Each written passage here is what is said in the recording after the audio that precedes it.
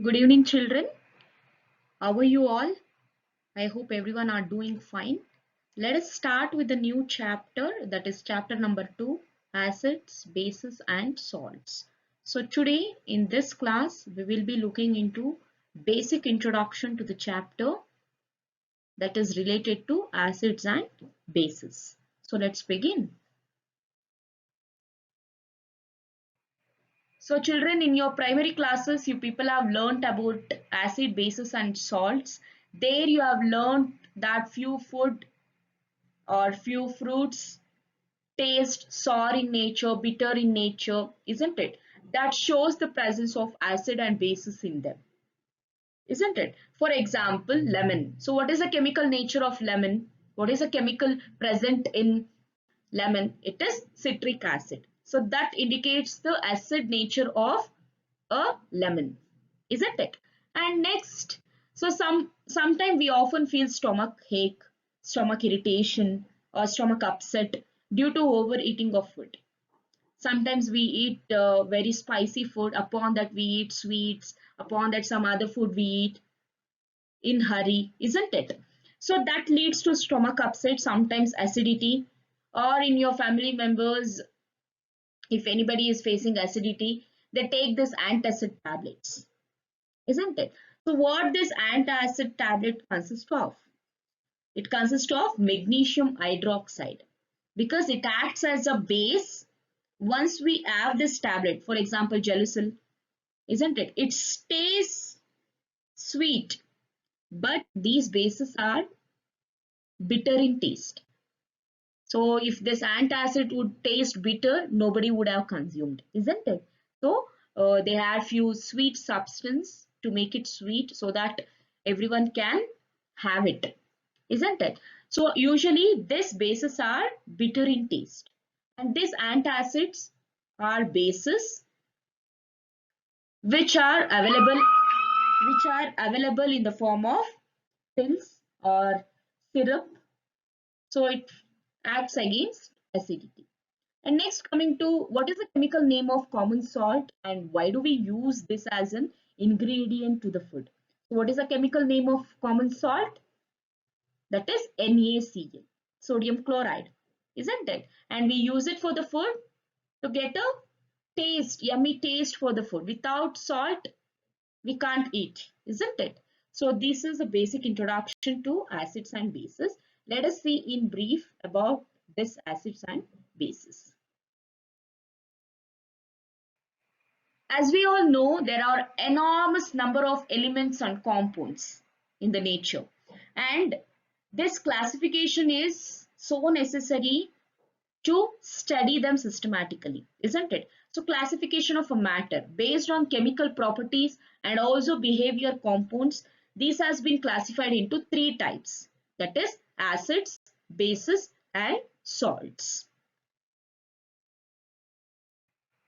Some of the acids that we look around is lemon juice, orange juice, curd, vinegar. So all these are examples of acids. And the word acid comes from Latin word that is acer, means sour, sour in taste. Uli. Okay, na? So these substances taste sour because they contain acids in them. And some of the acids are so corrosive in nature, so we can't touch them or taste them. So these are the main cautions that you need to follow. All acids cannot be called as acids by tasting them or by touching them. Okay, there are few acids which are very corrosive in nature. For example, sulfuric acid, hydrochloric acid. They are so corrosive. Okay. By the way, how can we define acid? Acid are the chemical substance which turn blue litmus paper to red, and when it is dissolved in water, it dissociates to give hydrogen positive ions. So when HCl is dissolved in water, this water splits. That means it dissociates the hydrogen and calcium. Okay. And here this litmus paper is obtained naturally from lichens. Okay, and whenever we need to check some acids, we use blue litmus paper. Whether this, in case blue litmus paper turns red, that indicates it is acid. Okay. Looking into general properties of acid, acids are sour in taste, as I said in the beginning. So acids usually uli irutte.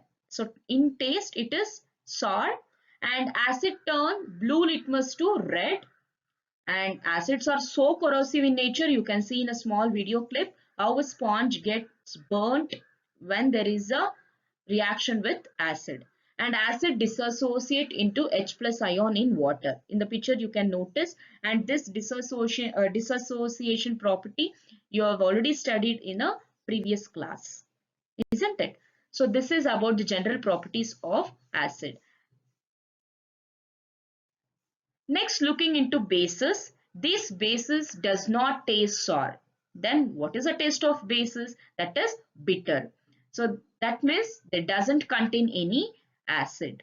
Okay, the nature of these substances are basic in nature and also soapy to touch. Example is the soap what we use and the detergents. Okay, and one of the example of bases are sodium hydroxide, that is NaOH, and also calcium hydroxide. So these are the basic nature of bases. Next, coming to the definition of base. Bases are the chemical substance which turn red litmus to blue, and when dissolved in water it dissociates to give OH minus ion, that means hydroxyl ion.